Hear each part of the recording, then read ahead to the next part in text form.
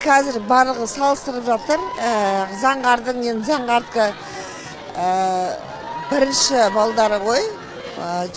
Қайрат пен Жұлдызға 5-ші бала шағасы.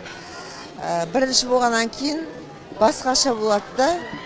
Енді түскен келін болғаннан кейін енді Жұлдыз барлығын үйреніп қойған әйел ғой енді. Кімнің айтатын әңгімесі ғой. Көрмей, қалай көрмей. Маған Рәбиясы кім, Әміресі кім, Нұрәлиі кім, Ақмөрі кім, Ханы кім, мен үшін бәрібір. Өйткені Қайрат, Аян, Заңғар үшеуі. Ол бәрі менің балдарым. Так что оған ешкім басына ұртпай қойсын. Менің жақын адам жоқ. Жұлдызыңа да, Айгеріңе де, Индираңа да. Гүлзира ханымға жақпай қалды деген бір жаңағы сөздер шықты, тағызын тағы. Өзіңнің туып алған қызың болмағаннан кейін енді түсінулері қиын. Ал Жұлдыз сізге келін болып келген кезде неше жаста болды?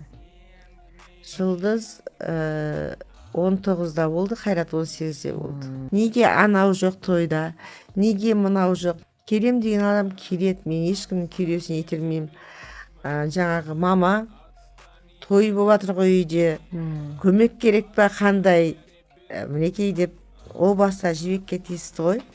Енді Индираға тиісіп қажет жоқ сияқты. Сол сөз естім да, сол үйде мен таңға дейін жылап шықтым.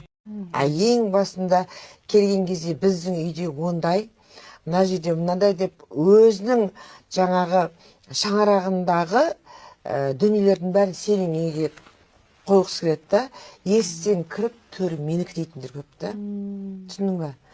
Өзінің заңын қолданғысы келеді.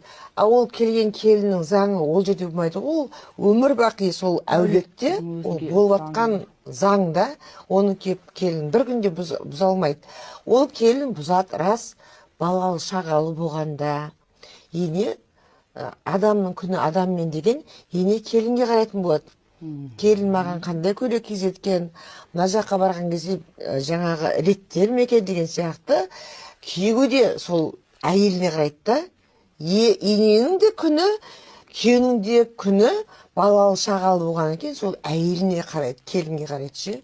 Жалпы әркім өзінің орнында болса, әркім өзінің орнында болса болған сияқты. Сол орнын білмей жатыр ғой.